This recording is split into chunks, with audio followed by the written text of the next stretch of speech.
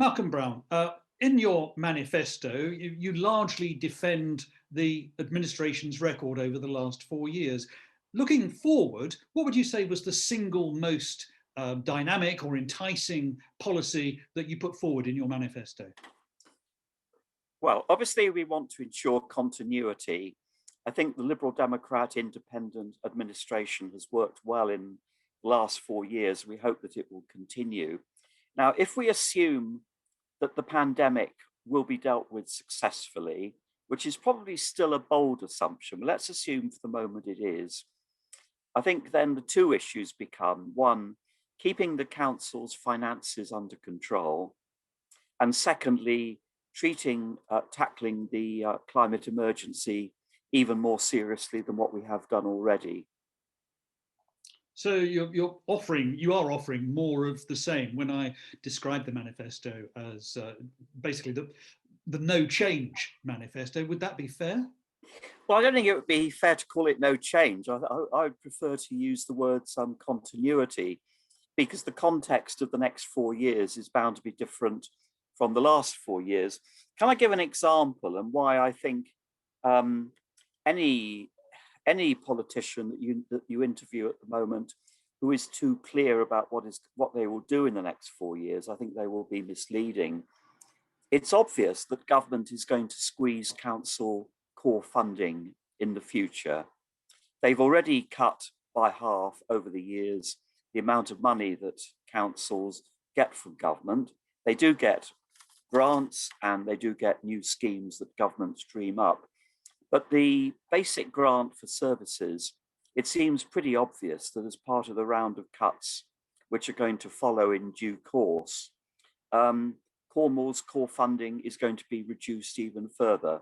So we're going to be faced with even more difficult choices than what we've had before. So we would argue that our sound financial management places us in a better position to deal with that than most councils. There have been stories over the last year or so, councils like Tory, Northamptonshire, Croydon, more or less having to go to the government saying, unless you do something, we'll be bankrupt. That has never been said about Cornwall. That doesn't mean that we don't have financial problems. Every council does, but it does mean that we believe that we are better equipped to stand up to the challenges in the next 4 years than most councils. Malcolm, what would you say was the biggest single issue facing Cornwall Council in the years ahead? There are all kinds of things that people get worried about: potholes in the road, dog mess on the pavement. But what do you think is the thing that councillors ought to be most prepared to roll up their sleeves and get stuck in on? I think the biggest strategic issue is the future of adult social care. We all know that the number of people who are elderly is increasing faster than the general population, that Cornwall already has a high proportion of older pensioners, and that current migration patterns are for more elderly people to move here.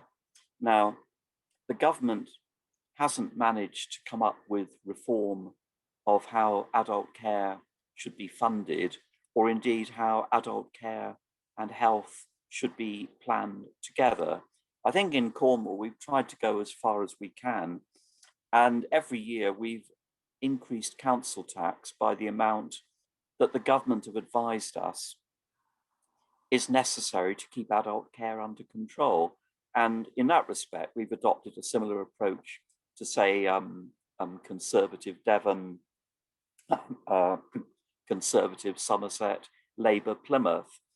The Conservatives in Cornwall, I think, have been very misleading, because they've opposed the council tax increase, but they haven't said how they would fund this or what extra savings they would make to keep the council finances in balance, which by law we have to do. So I think they've been running away from this issue. I think we've faced up to it with our independent partners, and I think we're better equipped to try to steer Cornwall through the continuing challenges that will present. I mean, this all sounds extremely responsible and prudent, to use perhaps an old-fashioned word in politics, prudent. But historically, the Liberal Democrats certainly over the last 50 years or so, have been seen as the party of the protest vote, actually better off outside of government, doing your pavement politics and campaigning on popular community issues, rather than, you know, taking the bullets for government lack of funding.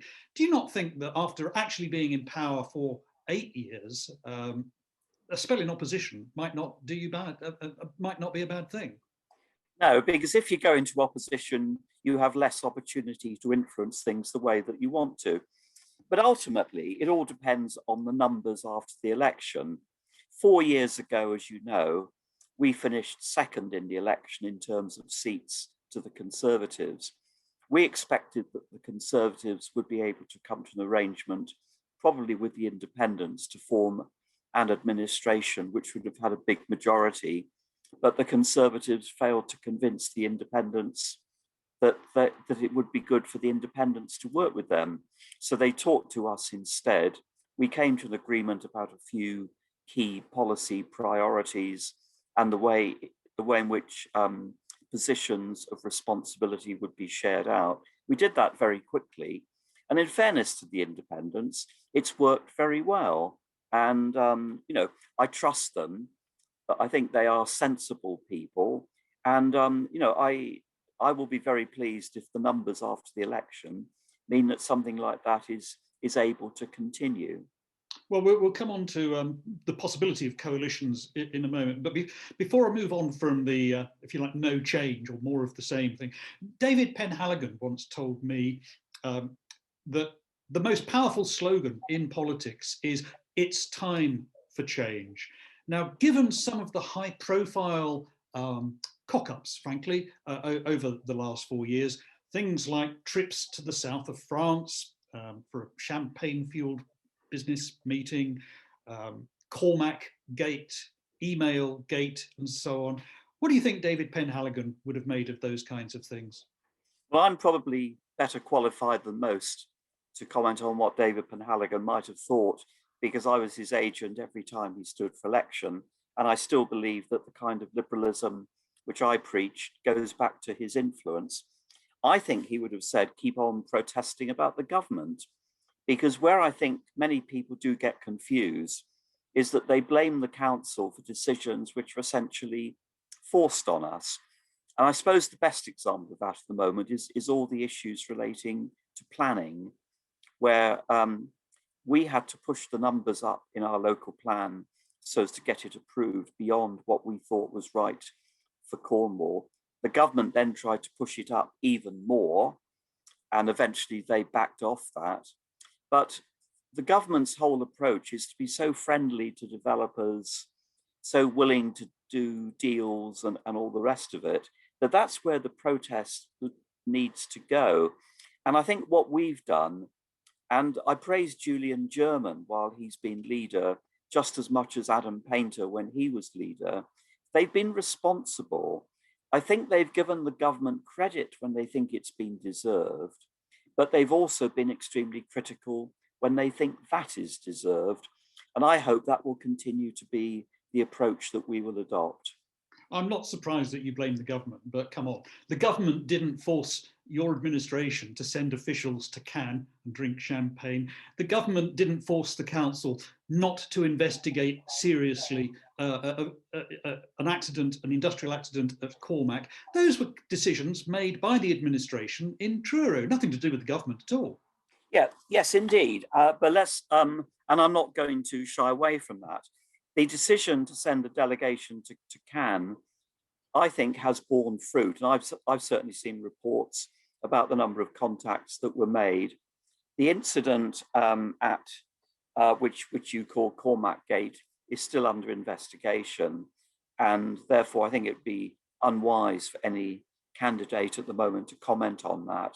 I know an external investigation is taking place. The accident was very unfortunate. It shouldn't have happened. But I don't know, and I don't think any of my colleagues know the full facts. The one I thought you might have mentioned, which the Conservatives seem to be going on about, is the Brussels office. Now, I actually find that the easiest to defend, because we're doing that to support the local enterprise partnership and the business sector. And since we left the European Union, which I still think was a big mistake and clearly hadn't been thought through, I think it's much better to engage positively with the European Union and the regions of Europe. We had the best example of that a few weeks ago with the discussions that Julian German had with the President of Brittany, and the possibility of doing a local deal to try to improve conditions for shellfish fishermen. So, I just think the government approach of sort of being rude to people they want to engage with is wrong. I try not to be rude unless I'm really provoked. And I think the approach that we've adopted in administration and would continue is more mature, more sensible, and more in the long-term interests of the people of Cornwall. Just before we move on from the South of France expedition, interested in what you say there, that you've seen reports that refer to the number of contacts. Contacts are one thing, business contacts. Jobs in Cornwall are something else. Have you any idea how many jobs in Cornwall, actual jobs that really exist right now, have stemmed from that expedition? No, I can't give you figures on that, and I suspect it's very low if you're asking for a direct relationship. Well, I think most people would want to see a direct relationship, wouldn't they? Yes, they would ideally. But what I think has happened is that contacts were made, which are still being followed up, and once we get the level of economic investment for the future following the loss of European Union funding sorted, I think Cornwall is well equipped to attract more of high-tech industries to Cornwall. And I think the contacts which officers and leading members have built up are very helpful in that respect. I don't want to spend too long on the South of France thing, but just one more question on that issue. If the Conservatives had been in power and they had sent a delegation to the South of France to drink champagne, you'd have been making merry with that for months and years, wouldn't you? And perfectly right too. We might have done, but equally, don't forget, we've got the G7 conference coming up. Now, I'd be very surprised if the senior politicians and world leaders are not drinking champagne or parallel drinks. So I'm not going to attack them for that. If that helps them come to good decisions about the future of the major economies of the world. So, I just think we've got to get things into proportion, because if you talk about all of this, it's important. But if you compare it with, say, the ongoing pressure on the adult social care budget and the refusal of the Conservative group and the Labour group to support the additional expenditure that we managed to persuade the majority of the council to agree to this time, it is irresponsible, because if people need care, they have to get it. And I think we've faced up to the more difficult issues, not always the more sexy ones, but I think we've been serious and we've been sensible. Yeah, some things have gone wrong. Of course they have. I'm not Linda Taylor. I'm not going to complain. I'm not going to claim I'm perfect. But we have made some mistakes, but we've learned from them. Just one more on policy. You mentioned the Brussels office. Can I take it that that is a clear, distinctive policy that you're putting forward? You would keep that Brussels office if you're still in government after the 6th of May? Not necessarily for the full 4 years, but probably for 2 years at least. Because one thing, don't forget, I suspect most of your viewers will be surprised that the European Union is still handing out very significant grants to businesses in Cornwall. And, those are big grants and small grants. I've been on a committee allocating small scale grants to applicants in South and East Cornwall. And because of the way that the rules work, that continues for another couple of years. And the people who are advising us on granting those applications do need good advice from the European Union, just as much as from the government. And I'm sorry to say it, but I don't trust the government. When people like President Biden speak, I listen and I think, yeah, I'm sure he's saying what he thinks. When the government speak, I wonder, well, are they lying and why are they lying? And that's a sad commentary on how the state of our country is degenerated. After the elections are over, and assuming that you get re-elected, will you continue to be the leader of the Liberal Democrat group at County Hall? You'll have two, if they also get elected, you could have two former members of Parliament in the group, Andrew George and Dan Rogerson. I'm sure some councillors will be perhaps looking to them in the future to provide leadership for the group. I don't want to talk you out of the job, Malcolm, but is it your ambition to remain leader of the group? Well, first of all, I've got to get elected like everybody else. And I think predicting the election results is particularly difficult because the electoral divisions have about 30% more electors than before. And I'm in a number of divisions where there are two sitting Cornwall councillors both standing, and by definition, they can't both get elected. So I may be elected, I may not. If I am re-elected and the Liberal Democrats are in a position to want to hold talks about administration, I would like to be involved in that, because I think, A, I have a good relationship with the independents and also with Mebby and Kerno, who I get on well with. Whether I would stay on as leader or deputy leader after that, I think we would have to wait and see. I don't think Andrew George or Dan Rogerson are ambitious in the sense of wishing to become council leaders or even cabinet members. They both got responsible jobs, and if they are elected, which I hope they will bring a new dynamic to the council and indeed to the Liberal Democrat group. But I don't think it would be in the way of as leader. When you say that you would like to be in the administration, so you would like a cabinet job? No, I definitely don't want a cabinet job. The way that I worked it with Adam Painter, and incidentally, you won't get me saying anything bad about him in this interview. The way I worked it with Adam Painter was that he did the policy and I did the sort of keeping people together, dealing with problems with individuals in our group and other group. And that's the role which I'm quite experienced at. And I think I'm also quite a good negotiator. I was involved with Adam in the negotiations with the independents last time, which were easy, with Mebby and Kerno, which were fairly easy, with Labour, which were not easy and didn't get anywhere. So I think I'm well qualified to do that. I'm not going to attempt to get you to say anything bad about Adam Painter, but since you've mentioned his name, he is standing for election as an independent. Assuming that you are the leader of the Liberal Democrat group and assuming that Adam also gets re-elected, would you welcome him back into the Liberal Democrat group?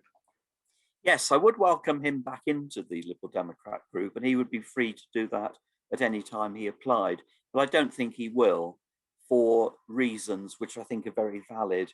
I think you can't keep changing horses too often, because if you do, you lose credibility. He was interviewed thoroughly by the independents before they agreed to admit him. He obviously satisfied them in all respects because they did. And I think he's going to remain with them, but that doesn't mean he will be any less friendly to the Liberal Democrats than he has been. I was in touch with him yesterday about an issue where I thought he was the best person to help us and give advice, and he very kindly did. Looking forward to the strange jigsaw that we have in Cornwall, where individual political parties have always struggled for an overall majority at County Hall. Do you think that the failure of the voters since 2009 to deliver a coherent single overall political direction has left too much power in the hands of unelected officers?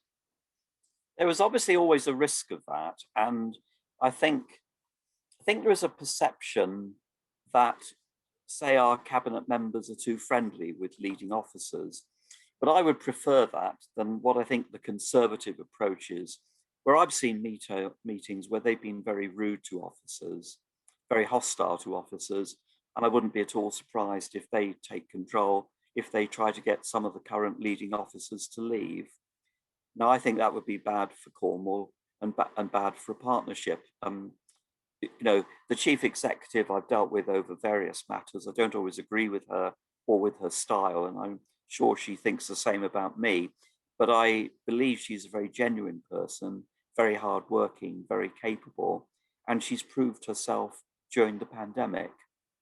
What would you think is a good result for the Liberal Democrats, given where we are now? The last two general elections, you've been beaten in the popular vote by Labour. The turnout usually is quite different for local council elections.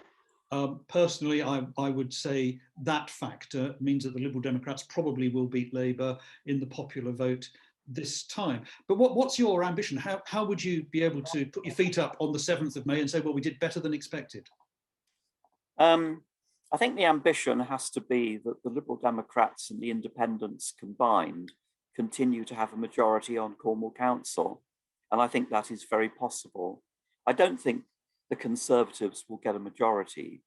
They believe they will. In fact, I think they've already achieved that, but I don't think they will. Equally, I think the vagaries of the electoral system, which Liberal Democrats know more about than most, I think you could well find the situation that Mebby and Kernow end up with roughly like the number of councillors they've got now. Labour get far few votes, but fewer councillors. And the Greens get a lot of votes, but no councillors at all.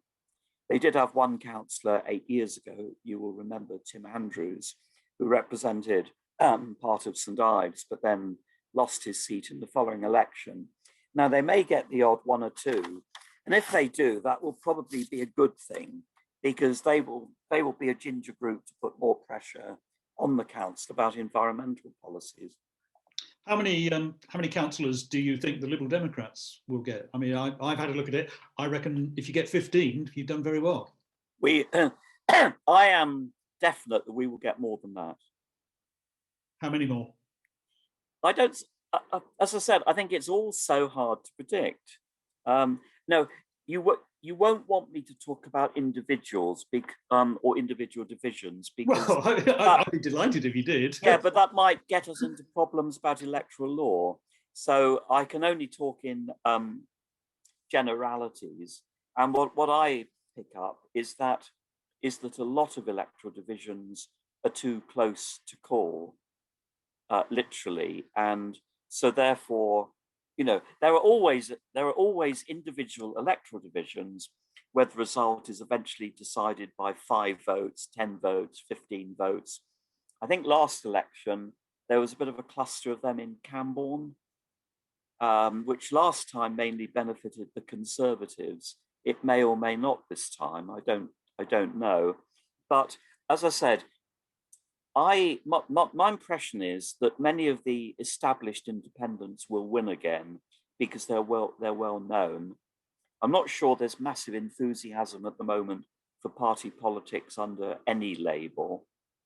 And so I would have thought that certainly the Liberal Democrats and the Independents will hope to have enough to form a majority. But if not, we'll be very close to it, and we would hope to come to arrangements with others. Okay, well, let's talk about those arrangements with others, if you like. I think the phrase rainbow coalition has been used before, and that there are other councils in the country where there are Liberal Democrat, Labour, Green, and perhaps some independents who have managed to stitch together an administration that's lasted for a few years. Would you consider coalition